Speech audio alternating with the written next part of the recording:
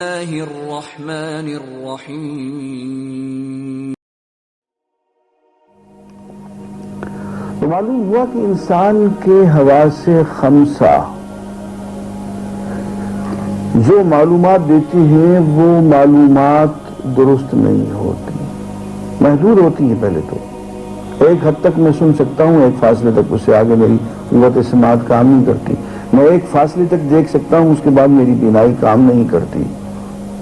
ایک تو حواس خمسہ محدود ہوتے ہیں، دوسرے دھوکہ دے بھی ہیں۔ تو ان حواس خمسہ سے جو معلومات ہمیں حاصل ہوں گی، ہم انہی معلومات کی بنیاد پہ ہی تو عقل و تفکر سے کام لیں گے۔ انہی معلومات کو ہم جمع کرتے ہیں، انہی میں ربط پیدا کرتے ہیں، انہی سے نتائج نکالتے ہیں۔ اسی کو آپ تفکر کہتے ہیں، اسی کو تعقل کہتے ہیں۔ تو مشکل یہ ہے کہ ہماری عقل بے بس ہے، کیونکہ بے بس حواس خمسہ پہ منحصر ہے۔ اس لیے ہم جو نتائج نکالتے ہیں، جو ہمارا فہم و تدبر ہوتا ہے، وہ بھی محدود ہوتا ہے، ناقص ہوتا ہے، غلط ہوتا ہے۔ اس موقع پہ ہماری دستگیری کو اللہ کی وحی آتی ہے، اللہ کا نبی آتا ہے، اور ان تمام بنیادی سوالات جو میں نے بھی عرض کیا کہ میں کون ہوں، کہاں سے آیا ہوں، مجھے کس نے بھیجا، مجھے کہاں جانا ہے، میری منزل کیا ہے، میری منزل کہیں اسی دنیا تک محدود ہے یا سرحد ادراک کے اس پار بھی ہے۔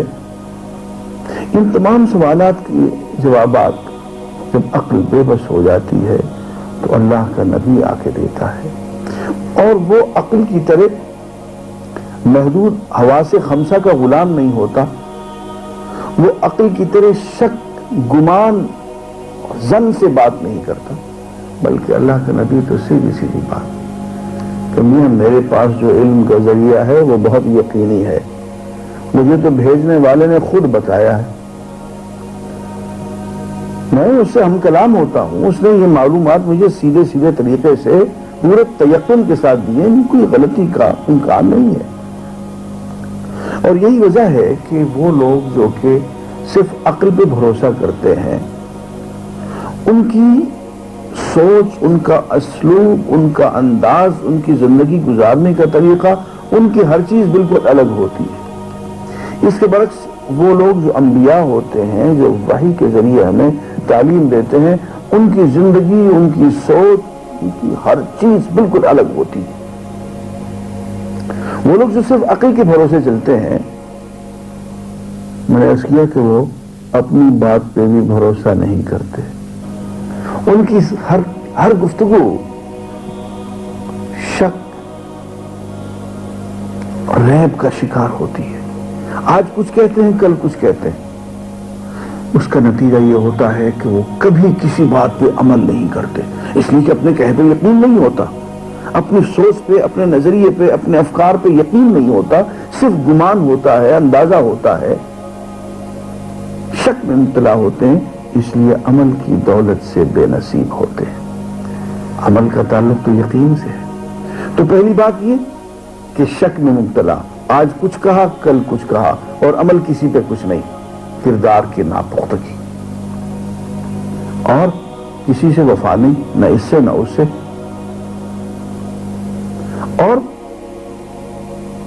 یہ لوگ جو محض عقل کے سہارے جیتے ہیں، ان میں کبھی آپس میں اتفاق نہیں ہوتا۔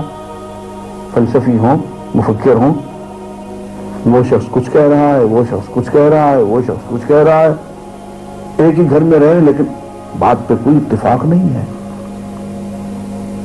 اس کے برعکس انبیاء کرام جو وحی لے کے آتے ہیں، وہ آج جو بات کہہ رہے ہیں تو 100 سال کے بعد وہی بات کہہ رہے ہیں۔ ان کی بات میں کہیں شک نہیں ہوتا ہے، گمان نہیں ہوتا ہے، ظن نہیں ہوتا ہے، اٹکل پچو نہیں ہوتا ہے، بلکہ جو بات کہتے ہیں صحیح اللہ کی دی ہوئی معلومات کی بنیاد پہ کہتے ہیں۔